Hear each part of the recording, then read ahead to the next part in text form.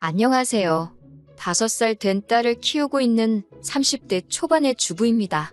남편과 저는 2살 차이로 직장 상사의 소개로 만났습니다. 처음에는 상사가 만나보라고 하니까 거절하기도 뭐하고 해서 어쩔 수 없이 나간 소개팅이었는데 생각보다 괜찮은 사람이 나왔더라고요. 그래서 한두 번 더 만나다가 사귀게 되고 그렇게 몇 번을 더 만나보니 이렇게 결혼까지 하게 되었습니다. 결혼 후 다른 사람들이 겪었을 법한 시시콜콜한 이야기는 하지 않겠습니다. 제가 시어머니랑 틀어지게 된 결정적인 사건만 이야기해드릴게요. 결혼 후 얼마 지나지 않았을 무렵입니다. 시어머니가 어디서 점을 보고 오셨다고 하셨어요. 저희 시어머니는 참고로 풍수지리, 점, 송금 이런 거 보시는 거 정말 좋아하시고 맹신하십니다. 시아버지 몰래 굿도 몇 번 했다가 들켜서 쫓겨난 애 만에 난리도 아니었다고 들었습니다. 아무튼 그런 시어머니가 이번엔 어디서 무슨 말씀을 듣고 오신 건지 저에게 뜬금없이 앞으로 남편 생일상을 음력, 양력 2번씩 챙겨주라고 하시더라고요. 저도 어여시 직장생활 하는 사람인데 생일상을 2번씩이나 챙기라니요. 사실 챙긴다면 챙길 수는 있지만 그래도 이해가 되지 않았습니다. 그래서 제가 왜 2번씩 챙겨야 하냐고 여쭸더니 그래야 남편이 기가 살아서 집안이 부유해지고 건강해진다나요? 그러면서 시어머니가 저더러 남편을 사랑하고 존경하는 마음이 없으면 차라리 하지 말라고 덧붙이셨어요. 솔직히 존경하는 마음까지는 아니더라도 남편을 사랑했으니까 결혼한 거고 결혼 초에 시댁 식구들과 싸우고 싶은 며느리가 어디 있겠어요. 그냥 잘 보이고 싶은 마음도 있었고 어쨌든 제 남편의 어머니이니 생일상 2번 차리는 게 죽을 만큼 어려운 일도 아니고 음식 준비야 손이 좀 가겠지만 저도 같이 먹는 거나 마찬가지니 그냥 원하는 대로 해드리자 생각했어요. 하지만 그런 대화가 오가는 동안 저도 농담 반 진담 반으로 시어머니께 그럼 저도 남편한테 1년에 2번씩 제 생일을 축하해 달라고 해야겠다고 했습니다. 그러자 시어머니는 밖에서 일하고 오는 사람 힘들게 왜 그런 이야기를 하냐 하시면서 당신은 당신 아들 키우는 동안 한 번도 부엌에 들어가게 한 적 없다고 당신 눈에 흙 들어가기 전까진 그 꼴 못 보신다 하시더군요. 하지만 남편은 저랑 연애할 때부터 지금까지 부엌에 잘만 들어갑니다. 제가 시어머니한테 어머님이 뭘 모르시는 것 같은데요 하고 현실을 알려드릴까도 싶었지만 한편으론 또 시어머니랑 기싸움에서 뭐 하나 싶기도 하고 남편이 부엌 드나든다는 사실을 들으면 뒷목 잡고 쓰러질까 싶어서 그냥 예예하고 말았습니다.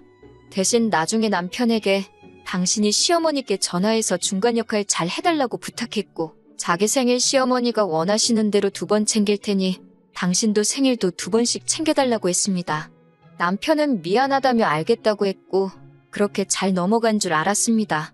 그리고 작년에 남편보다 2살 어린 신우가 결혼을 했는데 이때 시어머니의 이중적인 모습을 보게 되었어요. 물론 며느리가 딸이 될 수 없다는 건 이미 잘 알고 있었지만 그래도 참 기분이 그렇더라고요. 2달 전쯤인가 사위가 신우 생일이라며 미역국을 끓여서는 아침을 챙겨줬다며 사진까지 저에게 보내주시면서 신우가 시집을 잘 간 것 같다고 자랑을 하시더라고요. 그리고 주말에 다 같이 신우 생일 축하도 할 겸 모여서 식사를 하자고 하셨습니다. 신우 생일 축하 기념으로 모인 자리라 그런지 신우 남편이 밥을 샀어요. 시어머니가 집에 들려서 과일 좀 먹고 가라 하시더라고요.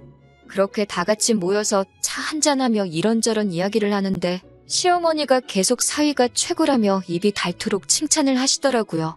얼마나 신우를 위해 주는지 모른다면서요. 제가 남편한테 생일상 차려달라고 한다고 했을 때는 정말 이렇게 말해도 될지 모르겠지만 입에 개거품을 무시던 양반이 남의 집 아들이 지 딸한테 밥 해주고 청소해준다고 하니까 그게 그렇게 좋아서 난리인 게 보기 얄미웠습니다. 그래서 일부러 제가 시어머니한테 아니 남자는 밖에서 일하고 오느라 바쁜데 요리하는 거 아니라고 하지 않으셨어요? 사위는 그래도 되는 거예요? 라고 물었습니다. 그러자 시어머니는 저를 힐끔 보시더니 요즘엔 남자고 여자고 바쁘니까 서로서로 도와가면서 살아야 된다는 거예요. 그래서 제가 남편을 쳐다보면서 당신도 신우 남편 좀 보고 배우라고 그랬어요. 와이프 생일엔 미역국 끓여서 아침상도 차려주고 자기 부모님만 챙기지 말고 장인어른하고 장모님 모시고 좋은 데 가서 식사도 한 번씩 대접하라고요. 그래야 처갓집에 가면 이렇게 사랑도 받고 점수도 따니 그게 바로 일석이조 아니겠냐고요.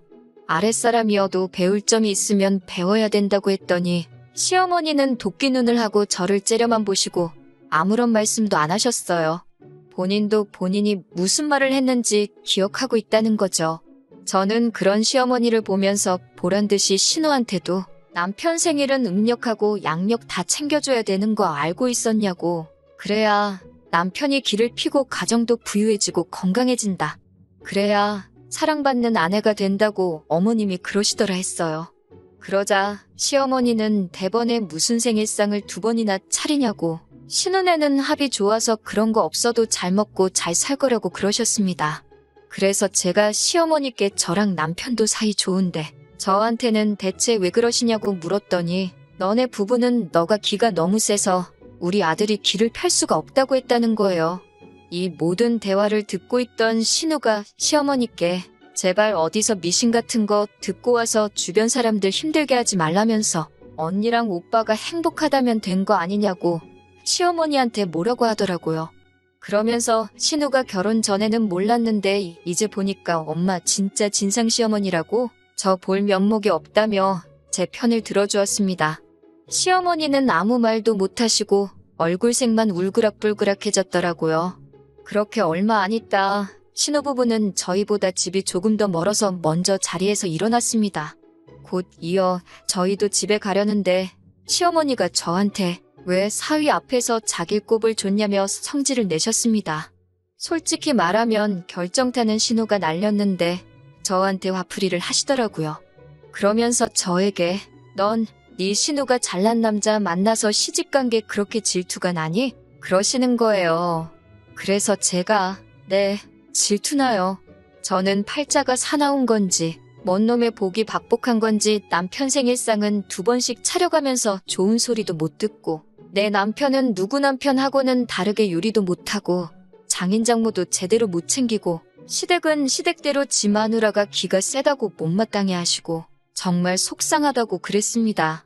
그러면서 기센 며느리는 기 죽으면 다시 올게요 라고 말하고 시댁 문을 박차고 나와버렸습니다. 집으로 돌아오는 차 안에서 남편이 평소대로 그냥 한 귀로 듣고 한 귀로 흘리지 뭐하러 일일이 대꾸했냐며 한마디 하더라고요. 그러면서도 저한테 마음은 조금 풀렸느냐고 제 마음이 완전히 편해지면 시댁은 그때 다시 오는 걸로 하자고 하더라고요. 그리고 그날 저녁 남편이 전화로 따로 말을 전한 건지 곧 이어 시아버지한테도 연락이 왔습니다. 시아버지께서는 너희 엄마가 귀가 얇기도 하고 원래 자기 자식이 최고라 믿는 사람이라 그렇지 결코 나쁜 마음으로 하는 소리는 아니라며 그러니 그냥 이해해 달라고 하셨습니다. 그렇지만 이번만큼은 정말 이해하는 척하고 넘어가기가 싫었습니다. 저도 평소에 성격이 무딘 편이라 좋은 게 좋은 거다 생각하고 웬만하면 그냥 넘기는 편인데 그것도 한두 번이지 매번 반복되니까 저만 화병나게 생겼더라고요. 그리고 솔직히 차라리 시어머니랑 대면대면 어색하고 불편하게 지내면서 최소한의 횟수만 만나면 좋겠다 싶었습니다. 그리고 그날 이후로 먼저 단 한 번도 연락드리지 않았습니다.